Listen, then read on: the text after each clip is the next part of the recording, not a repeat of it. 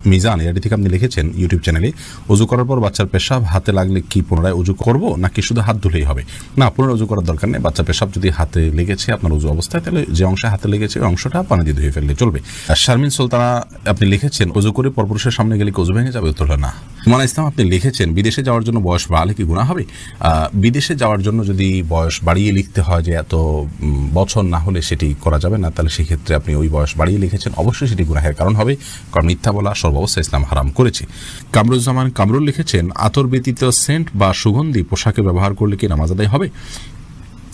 আতর ছাড়া যদি সেন্ট বা সুগন্ধি স্প্রে আপনি ব্যবহার করেন, এটা ব্যবহার করে একটু বিলম্বে নামাজ পড়াটা উচিত। আমাদের অনেকে মনে করেন যে এটাতে যে অ্যালকোহলটা আছে সেটা নাপাক, অনেক ওলামা ইকরাম এটা মনে করেন, যার কারণে কিছু সময় পর নামাজ পড়লে সেটা বাষ্প হয়ে চলে যাবে, তারপর নামাজ হয়ে যাবে, কোনো অসুবিধা নেই। অবশ্য এই ক্ষেত্রে যে সমস্ত ওলামা ইকরাম বলেন যে না এটা নাপাক নয়, এই অ্যালকোহল নাপাক নয়, এটা এক ধরনের কেমিক্যাল, তা সেই মতটা আমাদের কাছে অধিকতর যুক্তিসঙ্গত মনে হয়।